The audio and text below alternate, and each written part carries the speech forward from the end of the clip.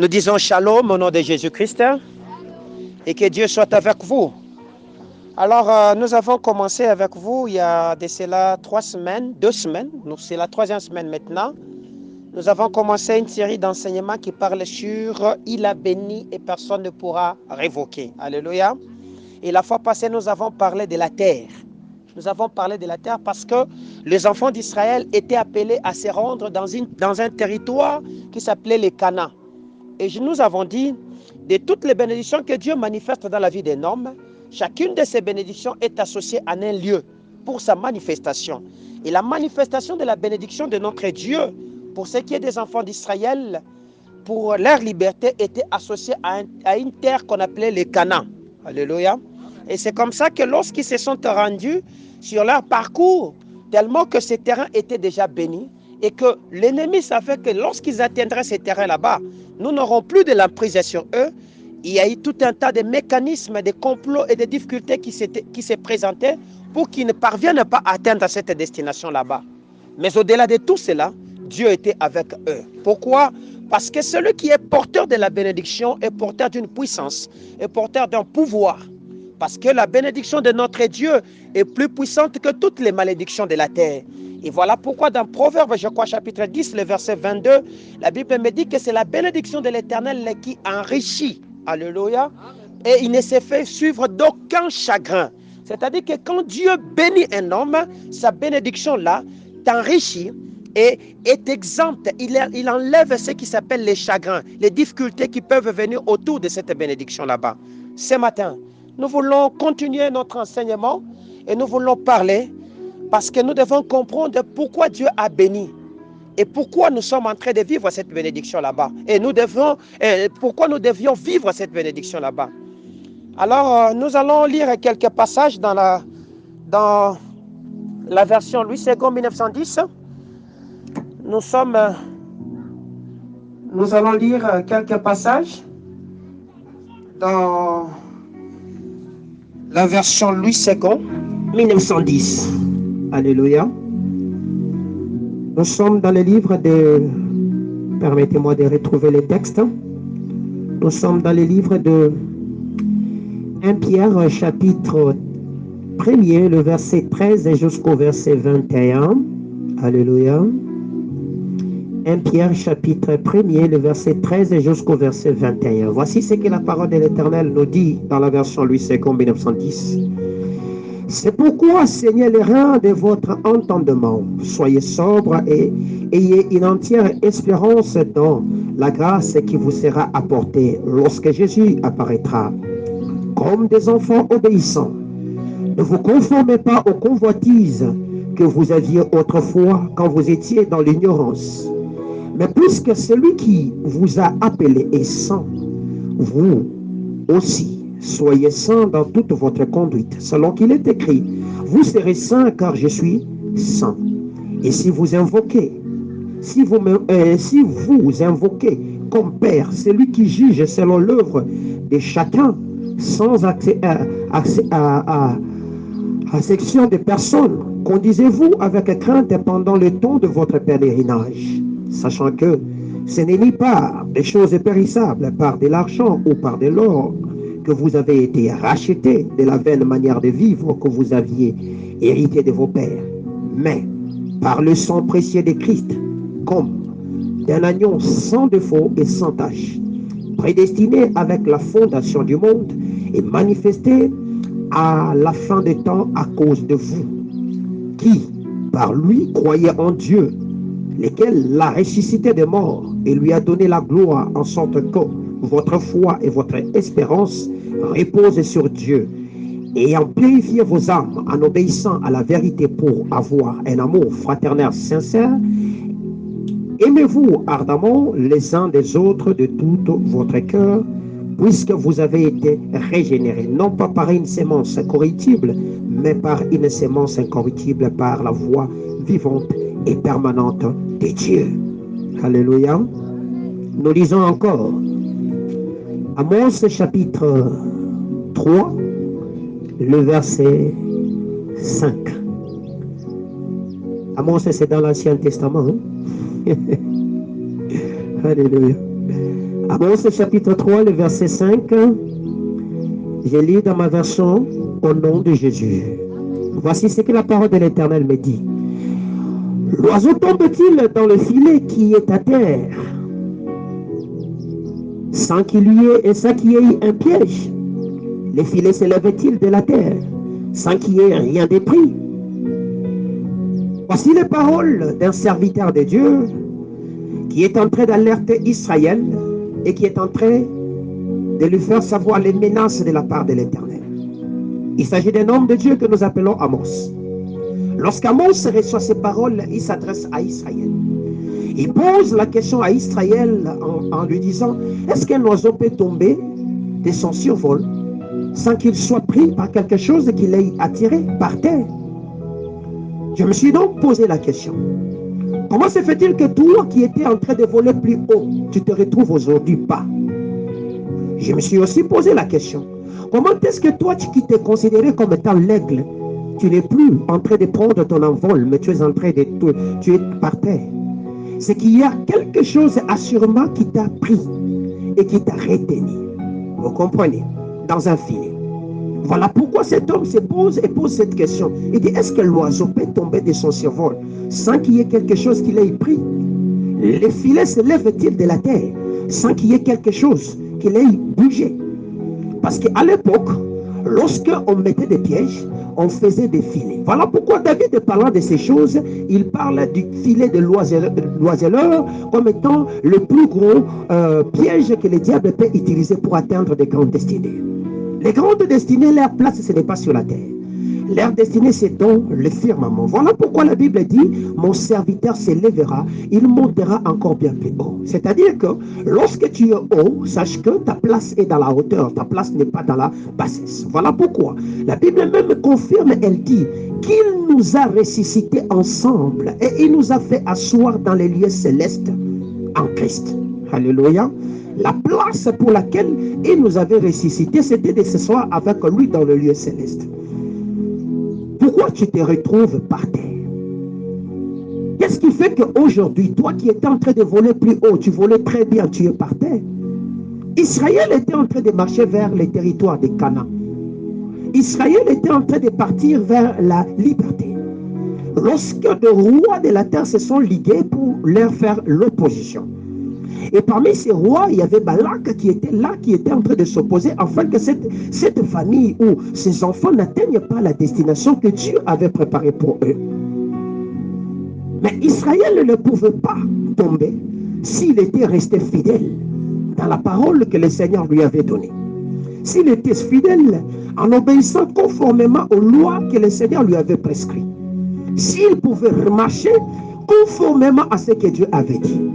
Aussi longtemps qu'Israël suivait ces choses, les stratagèmes et tout ce que le diable pouvait mettre en action ne pouvait pas tenir parce que la loi de notre Dieu, elle est agissante dans la soumission et dans l'obéissance. La force ou la main tendue de Dieu nous atteint lorsque nous sommes saints. Alléluia. Il est écrit dans Lévitique, vous serez saints parce que c'est un Dieu saint. Lorsque Pierre prend ces paroles, il commence à les répéter. Et il est en train de les écrire dans son épître. Il répète exactement. Pourquoi? Parce qu'il voulait rappeler à Israël que vous n'êtes pas des peuples, un peuple commun. Vous êtes un peuple qui a été tiré et mis à part.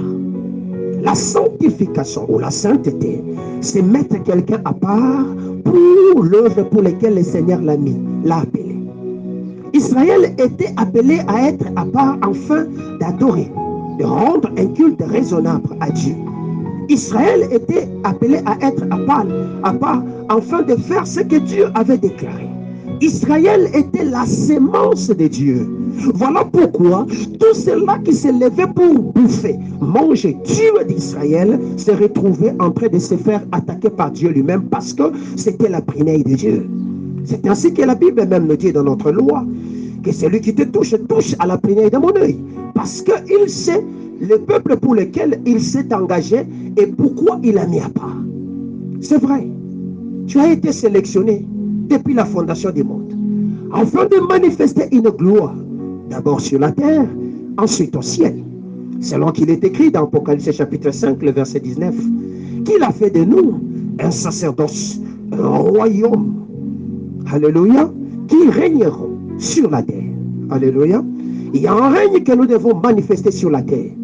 Mais ce règne, nous le manifesterons si et seulement si nous sommes et nous restons saints. Ce règne, nous le manifesterons si et seulement si nous marchons dans la voie que le Seigneur avait préparée pour nous. Ce règne, nous le manifesterons si et seulement si nous obéissons au commandement de notre Dieu. Alléluia. Obéir, c'est suivre scrupuleusement ce qui vous a été dit. Obéir, c'est mettre en pratique ce qui vous a été dit. Obéir, c'est garder ce qu'on vous a dit. Voici l'histoire d'un oiseau qui était en train de voler. Et cet oiseau volant s'est retrouvé pris dans un filet, pris dans un piège. Et voici l'histoire. Lorsqu'on trouve cet oiseau dans ce filet, on se pose la question, comment se fait-il que cet oiseau se retrouve là-bas? Comment se fait-il que cet oiseau ne vole plus? Lui qui était en train de chanter et de voler plus haut, pourquoi se retrouve-t-il par terre? Et ça ne va pas. Et ça ne va pas qui se pose ici. Viens nous interroger par rapport à notre obéissance. Viens nous interroger par rapport à notre soumission. Viens nous interroger par rapport à ce que nous avons gardé et nous continuons à garder de ces dieux. Pierre dit ceci. Prends ces paroles, sens-les, alléluia, porte-les.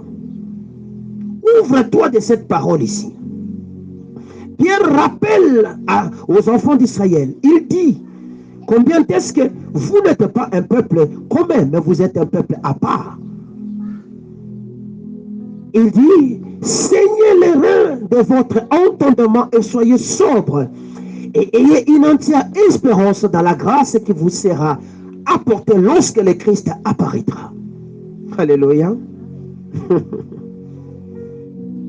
Nous sommes en train de marcher et en train de mettre en pratique et accomplir ce que Dieu avait dit. Et pendant que nous sommes en train de le mettre en pratique, nous ne devons pas oublier. C'est pourquoi le Seigneur nous a dit que nous devions faire. Lorsque Abraham commence à partir, lorsque Dieu lui dit, va-t'en de la maison de ton père, de ta patrie, de ta nation, va. Dieu ne s'est pas arrêté seulement à lui dire, va. Mais il lui a aussi donné des commandements à suivre. Il lui a aussi dit des paroles à garder. Il lui a aussi dit des choses. C'est comme ça que lorsque Israël sort de la servitude d'Égypte, ils arrivent dans le désert, Dieu ne se contente pas seulement de les faire sortir, mais il les donne aussi des lois à observer, lesquelles lois, lorsqu'ils l'observeront, ils les mettront en pratique, il y a une litanie de bénédictions qui devaient les suivre. Lorsqu'ils ne les mettront pas en pratique, il y avait aussi une litanie de malédictions qui devaient s'en suivre. Et toutes les bénédictions de notre Dieu, lorsque Dieu appelle quelqu'un, il le bénit. Il ne le bénit pas seulement pour le bénir, mais il lui donne aussi des bornes sur lesquelles il doit marcher afin de ne pas perdre cette bénédiction. Ainsi, il dit ceci dans Apocalypse chapitre 3, le verset 11e.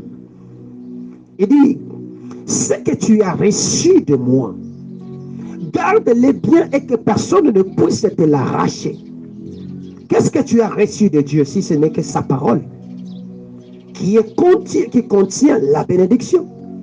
C'est-à-dire qu'il y a des gens qui peuvent aussi t'arracher ce que tu as reçu de Dieu. Mais pour t'arracher ce que tu as reçu de Dieu, cela ne sera pas arraché dans n'importe quelle manière, mais au moyen des mécanismes que le diable met en action. Et parmi ces mécanismes, il y a ce que nous appelons des pièges. Sur la route de l'accomplissement de la destinée, il y a des pièges. Et parmi ces pièges que Pierre est en train de répéter ici, le plus gros des pièges que Pierre parle dans ces passages, c'est la convoitise. Alléluia. La convoitise des yeux, la convoitise de la chair, l'orgueil de la vie constitue ce que nous appelons le triangle du péché ou de la mort. Les hommes, la plupart des hommes échouent de mettre en action ou de convertir leur bénédiction parole en bénédiction matérielle parce qu'ils ne suivent pas les prescrits de Dieu. Vous comprenez? Mais ils se laissent guider par la convoitise. La convoitise, cet oiseau ne pouvait pas tomber si cet oiseau n'était pas attiré par ce qui était mis à terre. Vous comprenez? Cet oiseau ne pouvait pas souffrir, se retrouver dans ses filets s'il n'était pas tombé à terre. L'oiseau est tombé parce qu'il a regardé quelque part. Et là qu'il a regardé, il est arrivé à se faire attirer il est arrivé à se faire attraper dans ce filet. C'est comme ça que l'oiseau n'a pas su voler. Alléluia. Et l'oiseau est tombé. Prends-toi, considère-toi comme cet oiseau. Cet oiseau qui était en train de prendre son envol. Cet oiseau qui était en train de voler plus haut. Cet oiseau qui était en train de partir très bien. C'est-à-dire quoi? Dans la route de sa destinée, tout était déjà beau. Mais comment se fait-il que l'oiseau aujourd'hui ne vole plus? C'est qu'il y a quelque part, on a mis quelque chose dans lequel qu'il a attiré. Et l'oiseau est allé manger à ce que Dieu ne lui a pas dit de manger. C'est comme ça qu'au lieu que l'oiseau se retrouve dans sa liberté de voler, l'oiseau se retrouve dans une cage. Est-ce que je me fais comprendre? L'oiseau se retrouve, il ne vole plus. Lorsque vous cessez à obéir, lorsque vous cessez à écouter la voix de Dieu, lorsque vous cessez de suivre ce que Dieu avait dit, vous tombez dans le filet. L'histoire de cet homme pour lequel Jérémie va se mettre à maudire la terre, à instruire, pas maudire la terre, à instruire la terre, que la terre lui produise ce qui est contraire de ce qu'il était en train d'espérer. Et l'histoire d'un homme qui a aussi désobéi. Et l'histoire d'un homme qui a envié et convoité ce qui n'était pas de lui. Et l'histoire d'un homme qui est allé s'associer à celle-là que Dieu n'avait pas dit qu'il devait s'associer.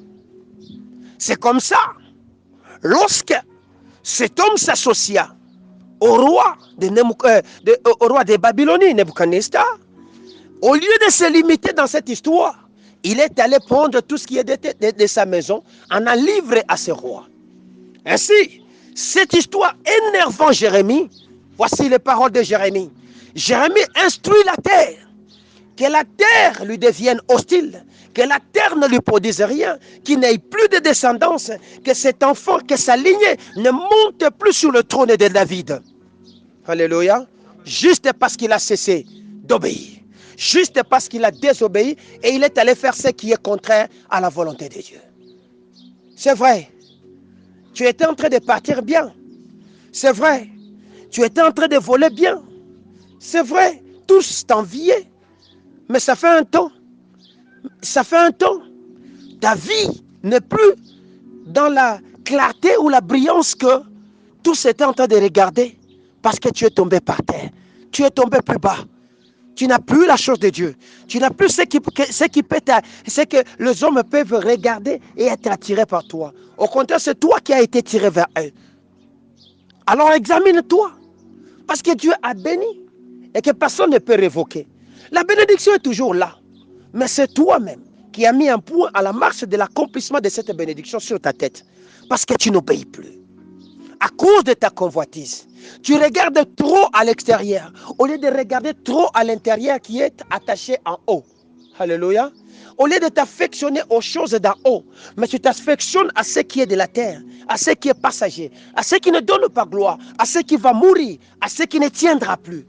Et c'est sur base de ces choses-là que toi tu regardes, que tu es en train de baser ta vie aujourd'hui. Autour de ça, tu as mis ce qu'on appelle un mécanisme de plaintes, de murmures, de lamentations. Tu as mis un mécanisme de bruit autour de ce que tu es en train de faire. Pourquoi? Parce que ton cœur n'est pas assouvi. Ton cœur est en train de saigner à l'intérieur. Ton cœur est en train de faire couler le sang. Et c'est comme ça que tu es en train de voir cette bénédiction partir. Il est temps, mon ami. Il est encore temps de rentrer et d'examiner qu'est-ce qui ne va pas dans ma vie. Vous serez saints comme il est saint. Alléluia. Vous serez saints comme votre Père est saint. Notre Dieu ne se mélange pas. Notre Dieu ne s'associe pas. Notre Dieu ne se fait pas asseoir dans des groupes. Notre Dieu est saint. Il t'a mis à part pour que tu ne te mélanges pas. Parce que tu es une sémence unique à part. Alléluia. Tu as été mis à part pour manifester l'excellence de Dieu. Dès l'instant que tu te mettras à t'associer à cela que le Seigneur ne t'a pas appelé, tu es en train de diluer la capacité et la puissance de ce que Dieu avait mis en toi. Tu es en train de faire perdre ta lumière, sa capacité d'éclairer. Et c'est ce qui fera que tu risques de marcher à côté. Est-ce que je me fais comprendre? Oui. Regarde-toi maintenant. Où est-ce que tu es? Qu'est-ce qui fait que toi qui volais plus haut, tu es aujourd'hui par terre? Qu'est-ce qui fait que toi qui étais en train de marcher, tu ne marchais plus? Qu'est-ce qui fait que toi qui construisais, tu ne construis plus? Qu'est-ce qui fait que toi qui travaillais, tu ne travailles plus? Qu'est-ce qui fait que toi qui avançais, tu n'avances pas? Paul parlant aux Galates, il dit ceci. Vous couriez bien, mais qui vous a arrêté pour ne point obéir? Alléluia. Vous couriez bien, mais qui vous a arrêté? Nous avons été bénis, oui. Et que cette bénédiction ne peut pas se faire évoquer, oui. Mais comment et pourquoi et quand? Si et seulement si nous restons saints. Alléluia. Dans une terre sainte. C'est comme ça que la bénédiction que Dieu a déclarée sur nous se manifestera. La terre de Canaan était une terre qui a été sanctifiée pour la gloire de Dieu. La bénédiction qui devait suivre devait venir avec des hommes sanctifiés afin que le couple fasse dégage la clarté ou la gloire qui est associée à ce peuple là-bas. C'est comme ça que ces enfants, lorsqu'ils ont commencé à marcher, Dieu leur a dit, et pouvait même leur avertir dans Deutéronome, il dit, le pays dans lequel vous allez entrer, ne vous associez pas avec eux. Ne prenez pas leurs femmes pour vos femmes, ou leurs hommes pour vos hommes et vos maris, de peur qu'ils ne vous contaminent. Alléluia. Pourquoi? Parce que les Cananéens, les Jébusiens, les Phérésiens, les Hittites étaient un peuple qui était corrompu. Alléluia. Dans sa nature. Corrompu par la malédiction des Cham. Alléluia. La malédiction des Cham qui coulait dans la descendance faisait que lorsqu'ils s'associaient avec ces gens là-bas, il n'y avait rien qui pouvait se faire manifester. Regarde-toi. Tu envies cet homme, tu envies cette femme, tu envies cet ami, tu te dis qu'il est intelligent, qu'il est fort. Vous comprenez? Vous ne savez pas ce qu'il porte dans ses gènes. Vous ne savez pas ce qu'il y a en lui. Peut-être que c'est quelqu'un qui porte une forme de poisse qui s'appelle la malédiction. Vous comprenez? Peut-être qu'il est il est réclamé par une forme d'iniquité que toi tu ne connais pas. N'avez-vous jamais vu quelqu'un dans son entreprise s'associer avec des hommes? Le jour qu'ils se mettent ensemble, ce jour-là, l'entreprise meurt. N'avez-vous jamais vu quelqu'un s'associer avec un homme? Le jour qu'ils s'associent ensemble, la mort entre et commence à se manifester. N'avez-vous jamais vu quelqu'un entrer dans une parcelle, louer une maison, et le jour qu'il arrive dans cette parcelle, tout de sa vie s'est détérioré?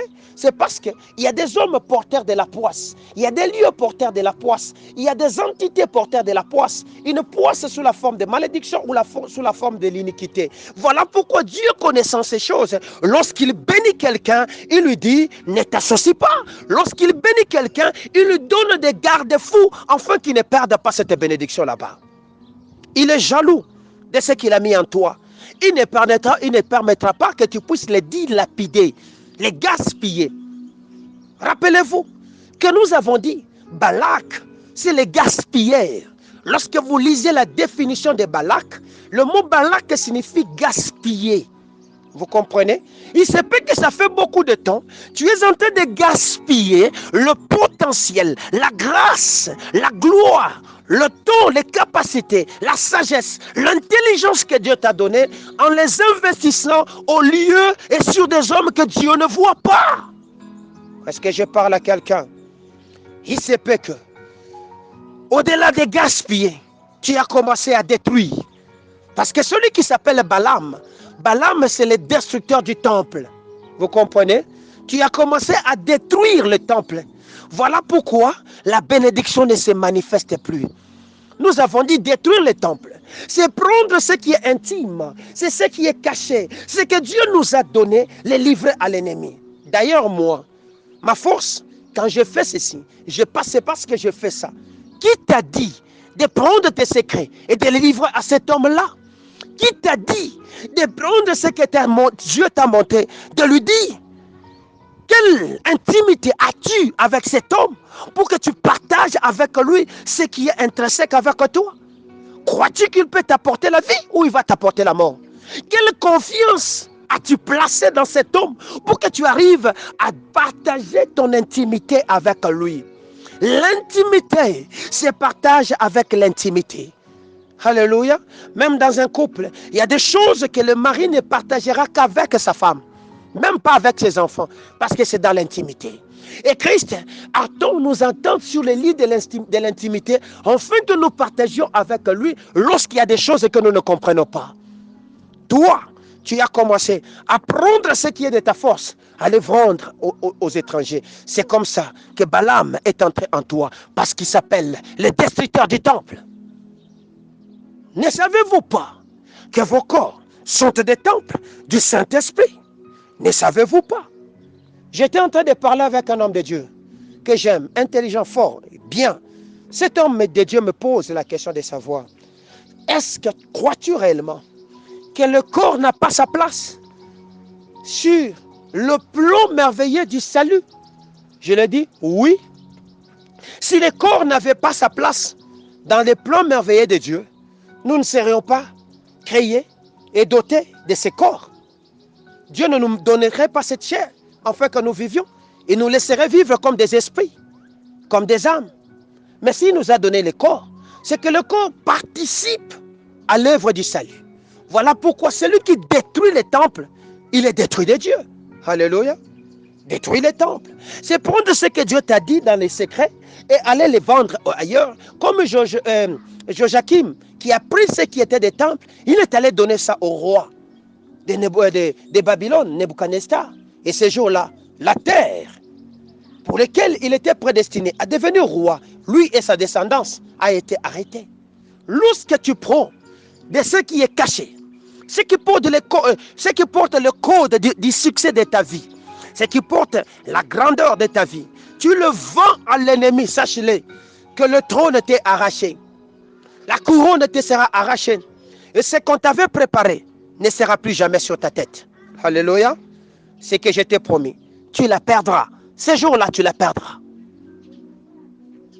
Lorsque tu commences à parler de ta force à des inconnus, lorsque tu commences à partager ta spiritualité, ton intelligence, ta sagesse, ta puissance, ta richesse, ta force, ton autorité, ton pouvoir et tout ce que Dieu a donné comme des lampes de ta garde pour te mettre sur la route de la destinée, sache-le, tu perds ce que le Seigneur avait déclaré sur ta vie.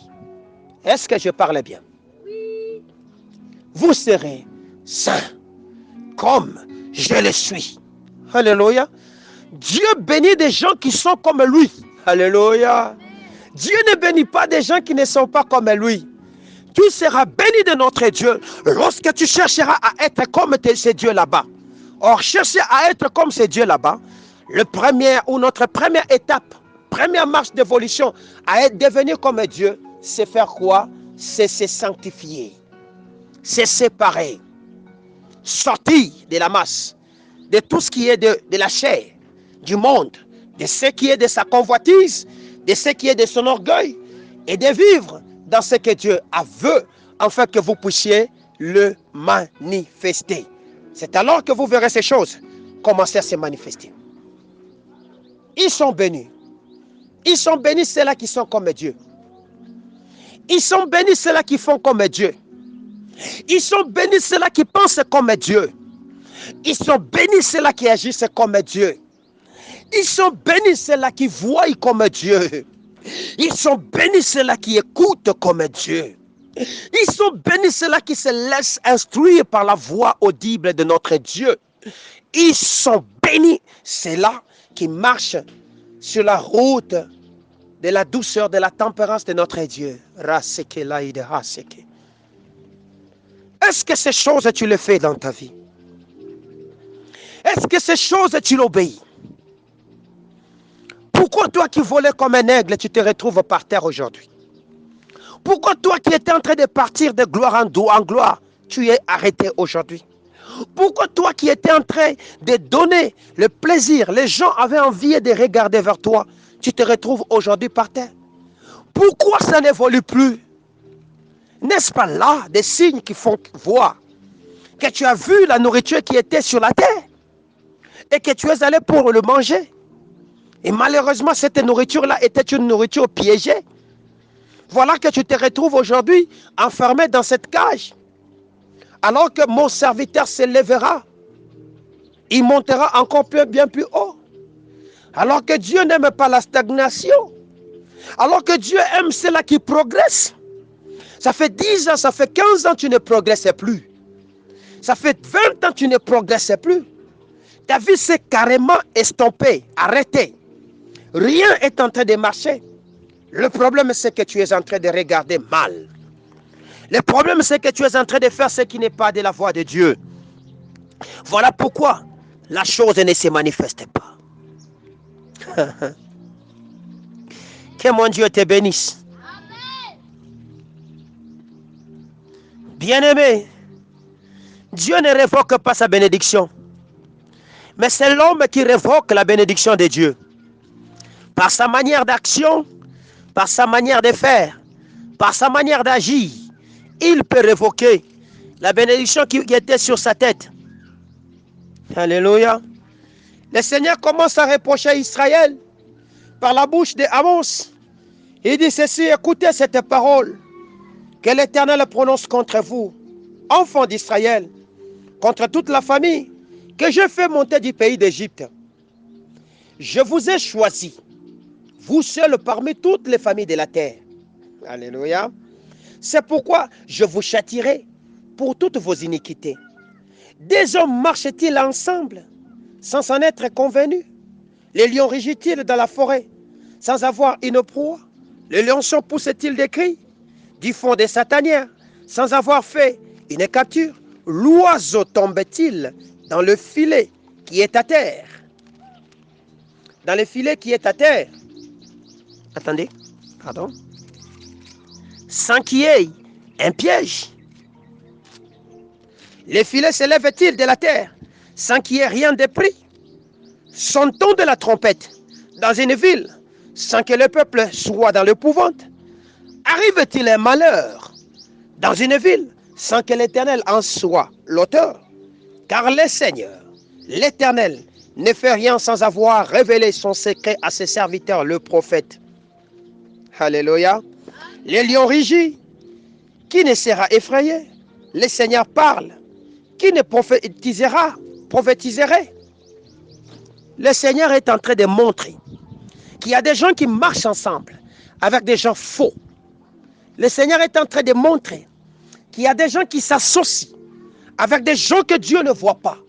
Voilà pourquoi il dit: vous avez été sortis de l'Égypte, non pas pour vous associer. Est-ce que je parle bien? Mais pour que vous soyez saints.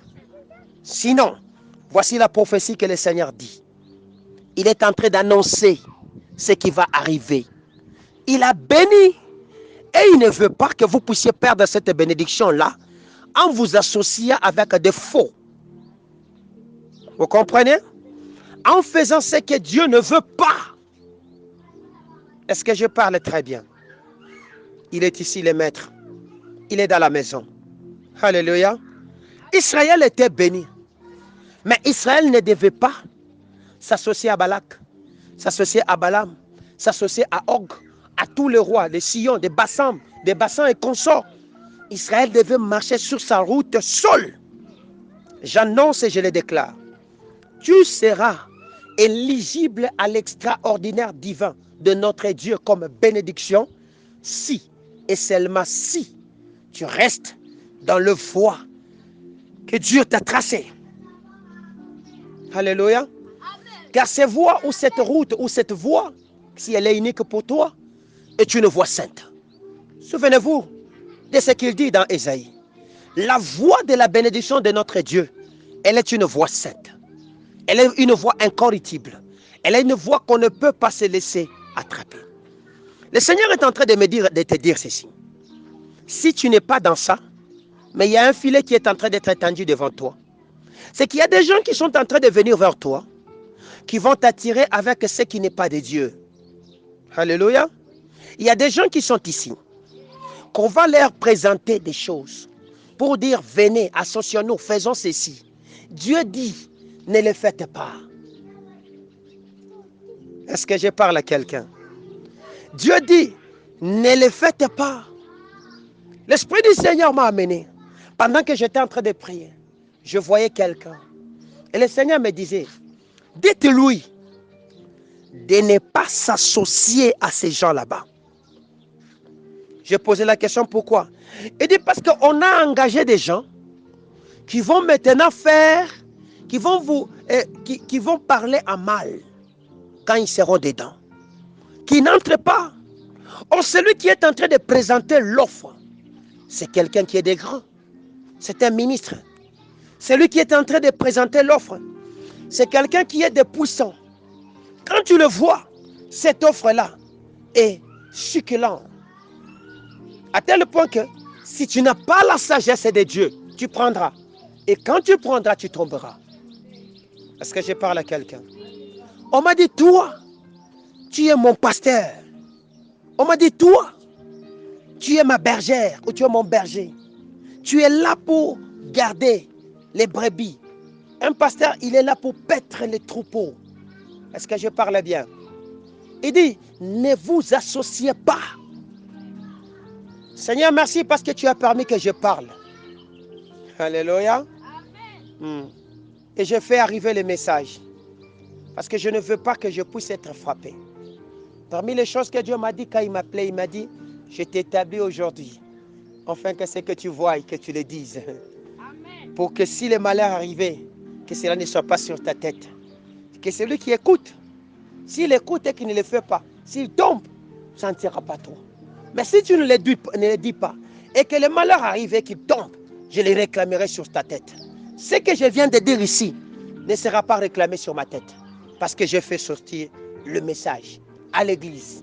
Et à ceux-là qui sont en dehors de l'église. Si c'est toi qui es avec moi ici, considère ce message que je te donne. Et sache-le, que Dieu t'aime. Alléluia.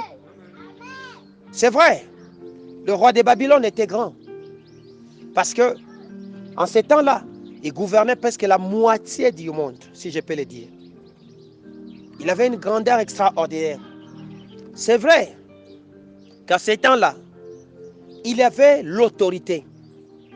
Mais Joachim ne devait pas s'associer avec lui, ni lui donner ses secrets.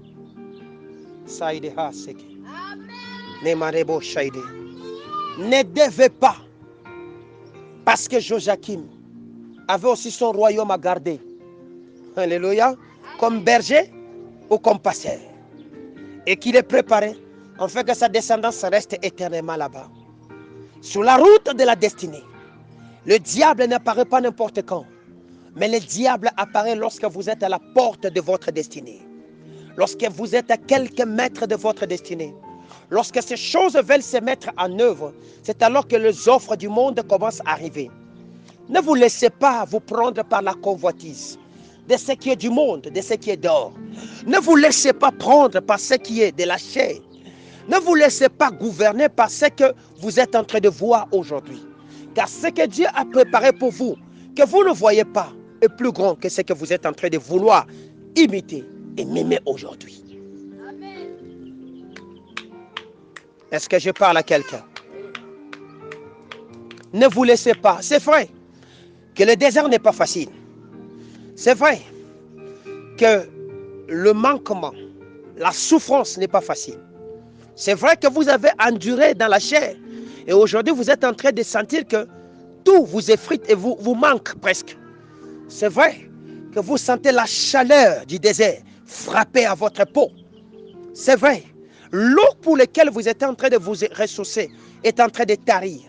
C'est vrai que le breuvage et le pâturage est en train de manquer pour le troupeau que Dieu vous a donné. C'est vrai que le chaussure qu'on vous a donné est en train de s'user. C'est vrai que les habits que vous portez ne laissent plus attirer les regards, sont sur le point de se trouer. C'est vrai que votre homme intérieur a commencé à vieillir. C'est vrai. Mais au-delà de tout ça, sachez-le que le Seigneur est avec vous. Alléluia. C'est vrai. Au-delà de tout ça, sachez-le que Dieu lui-même est avec vous. Si vous vous laissez entraîner par ce qui est dit dehors, si vous vous laissez entraîner dans la convoitise de ce que vous êtes en train de vouloir voir aujourd'hui, vous passerez à côté de ce que Dieu a préparé pour vous. Oui, vous pouvez vous dire, j'ai besoin d'avoir des plus beaux, une belle maison, de beaux véhicules, de jolis habits, d'envier. Mais votre assiette, plus vous regardez dehors, plus votre assiette sera vide. Plus vous regardez dehors, plus votre assiette n'aura absolument rien. Que mon Dieu vous bénisse. Que mon Dieu vous bénisse. Donc, sachons-le, que la vie que le Seigneur nous a donnée, n'est pas une vie que nous devons partager avec ceux-là qui n'a pas donné, qui n'a pas mis sur notre route.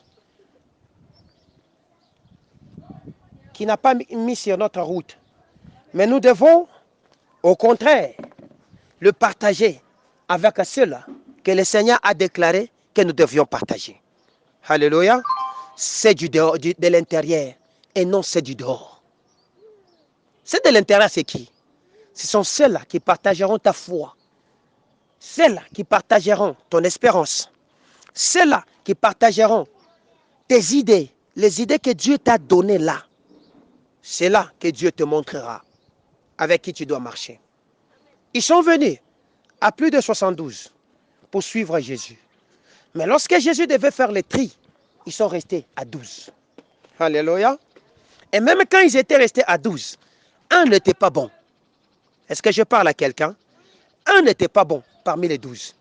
Sache, il dit, ce que je t'ai donné, cherche des hommes dignes à qui tu pourras les confier pour qu'ils fassent quoi? Les donner aussi aux autres. Des hommes dignes de confiance. Donc l'information que j'ai, je ne peux les transmettre, ou si je veux les pérenniser sur les autres, je dois trouver des hommes dignes. Pas n'importe qui. Des hommes qui ont la même marque que moi j'ai. Des hommes qui viennent de la même source que moi que j'ai. Pour combattre les Cananéens, les Jébusiens, les Phérésiens, les Hittites, les Héviens et tout le reste qui constituaient les peuplades de Canaan. Cet homme de Josué n'a pas eu recours au peuple de Bassam ou de Og, quoi que ce soit, mais à l'unique force qu'il avait et aux hommes que Dieu lui avait donnés qui étaient les enfants de sa maison. C'est avec ceux-là qui sont allés conquérir. Les hommes de sa maison qui sont allés conquérir. Il ne s'est pas associé à ceux qui étaient dehors. Est-ce que je parle à quelqu'un? J'ai béni et personne ne peut révoquer. Mais il a béni quoi? Il a béni une terre. Quelle est cette terre? Quelles sont les caractéristiques de cette terre? C'est une terre sainte. C'est une terre qui doit être conquise par des hommes saints. Alléluia. Des hommes porteurs de la bénédiction sainte de notre Dieu. Alléluia. Parce qu'il y a des fausses bénédictions. Des bénédictions miroitées. des bénédictions satanico-diaboliques qui, quand elles viennent aujourd'hui, vous dites je suis béni. Mais des années après, la gloire s'en va et il n'y a plus rien. Or, Proverbe chapitre 12, le verset 22 dit, c'est la bénédiction de notre Dieu qui enrichit. Elle ne se fait suivre d'aucun chagrin. Que mon Dieu vous bénisse. Nous avons dit, il a béni, personne ne peut révoquer. Mais il a béni quoi? Des hommes saints. Soyez donc saints dans ce que vous êtes en train de faire. Que le diable ne retrouve pas ses traces en vous et que Dieu aussi ne retrouve pas les traces des diables en vous. Vous vivrez cette bénédiction-là et l'enrichissement de cette bénédiction là-bas. Est-ce qu'on est ensemble? Que mon Dieu vous bénisse. Est-ce qu'il y a des questions à me poser? J'écoute.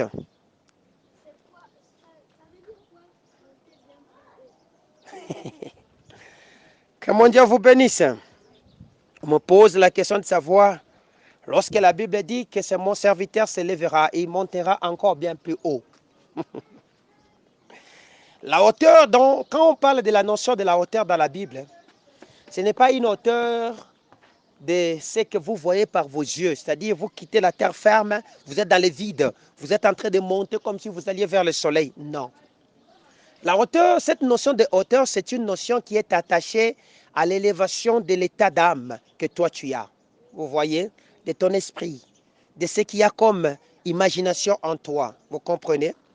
Parce que Dieu ne bénit pas.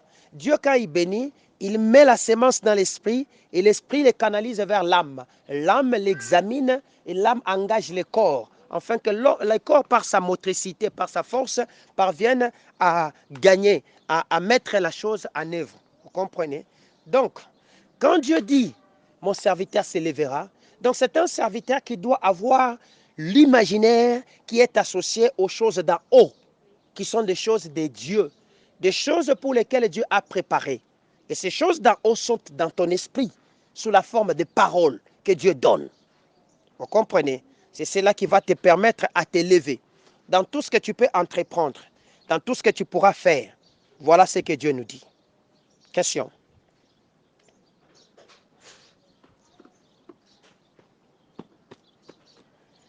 Question. Est-ce qu'il n'y en a pas? Que mon Dieu vous bénisse. Oui, il y a une autre question.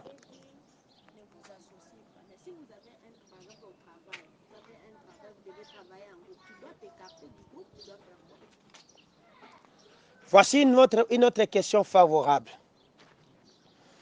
Dieu dit ceci aux enfants d'Israël. Il dit, les pays dans lesquels vous allez entrer, ne vous associez pas avec ces peuples-là, de peur qu'ils ne vous contaminent. Vous comprenez? Ok. Comment est-ce que cette histoire peut se mettre à l'œuvre sur le plan physique? Cette histoire va se mettre à l'œuvre comme ceci. Vous êtes dans ce dilemme, c'est que vous ne pouvez pas aussi travailler seul, n'est-ce pas? Vous êtes dans ce dilemme, vous êtes dans une société constituée des hommes. Et dans cette société là-bas, vous avez le règne de Dieu qui vous dit, ne vous associez pas. Si vous voulez maintenant savoir avec qui vous deviez vous associer, l'unique manière de le faire, c'est d'interroger celui qui a dit ne vous associez pas. Est-ce que je parle bien? C'est-à-dire quoi? Devant tout projet que vous allez concevoir, devant tout ce que vous allez mettre à l'œuvre, avant d'engager votre oui dans la masse, recourez à Dieu. Alléluia. Dites-lui, Seigneur, voici le projet que j'ai. Voici ce que je vais faire. Voici ce que moi, tu m'as inspiré. Je travaille dans telle institution et je voudrais les partager avec ceci. Quel est ton point de vue? Qu'est-ce que tu me conseilles? Dieu te dira la chose comment faire. Alléluia. Parce que dans la société que tu travailles, il y a aussi des hommes de ta nature qui sont là. Peut-être que tu ne les connais pas. Des hommes confiants sur lesquels tu peux poser ou pérenniser le projet que Dieu t'a donné. Mais il y a aussi des hommes mauvais qui sont là. Mais maintenant, pour les partager, il faudra que tu t'associes avec les hommes qui ont la même nature que toi. Or, avec les yeux physiques, tu ne le vois pas. Mais avec les yeux de l'esprit, tu peux le voir. C'est comme ça que la priorité dans tout ce que tu devras mettre à l'œuvre, c'est de dire, Éternel, montre-moi avec qui je dois m'associer. Est-ce que j'ai répondu? Est-ce que j'ai répondu? Question. C'est comme ça que nous faisons même pour des jeunes couples, des gens qui veulent se marier. Quand ils veulent se marier, n'est-ce pas qu'ils viennent, n'est-ce pas? Ce n'est pas... Naturellement, il y a d'autres qui... Ce n'est même pas Dieu qui leur a montré la fille. C'est l'homme qui a commencé par choisir. Il dit, voici ma prétendante. Il va voir le Seigneur. Seigneur, voici la femme que je vais prendre en mariage. Que penses-tu? Dieu dira oui ou non. Vous comprenez? Lorsque Abraham constate que son fils a grandi et il a besoin que son fils se marie, il envoie Eliezer avec des caractéristiques précises pour lui dire que tu iras à tel endroit, tu verras tel type de situation. Lorsque tu arriveras, tu auras ça. Cette fille-là, celle-là, tu la prendras. Celle qui te donnera l'eau, ça sera l'épouse de ma femme, de mon fils. Vous comprenez? C'est que quand Dieu te bénit, il y a des caractéristiques de ce qu'il a dit dans cette bénédiction là-bas. C'est-à-dire, cette bénédiction que je te donne, quand tu vas le faire, tu trouveras ça. Lorsque tu le verras, prends. Vous comprenez? Ils sont arrivés devant le territoire de ce pays qu'on appelle... Et comment on appelait ce territoire là-bas? Le pays là qu'on appelait... on appelait Canaan. Première bataille, c'était Jéricho. Mais pour prendre Jéricho, il y avait des caractéristiques, des choses à prendre. On a envoyé des espions. Les espions ont vu la ville et on les a donné la stratégie pour prendre la ville. Vous comprenez? En réalité, tous les territoires de Canaan ou les pays de Jéricho, si je peux le dire, étaient déjà voués à l'interdit. Mais Dieu n'avait-il pas mis en contact ou associé les espions avec une fille qui s'appelait Rahab? Pourquoi? Donc, ils ont compris qu'il y a quelqu'un. Donc, parce qu'ils partaient avec les dits de Dieu et qu'ils obéissaient avec ce que Dieu disait, ils sont arrivés, ils ont trouvé une certaine Rahab, même si sa nature n'était pas une bonne nature, mais ils ont pris l'information nécessaire, ils ont fait ce que Dieu avait dit, et c'est comme ça que Canaan était tombé. Posez la question à Dieu, demandez à Dieu de vous dévoiler les secrets, vous serez vainqueur dans ce qu'il vous dit. Vous êtes bénis? Oui. Mais où? Dans une terre sainte, pour des hommes ou des femmes saints. Que mon Dieu vous bénisse. Est-ce qu'on peut acclamer le roi des rois?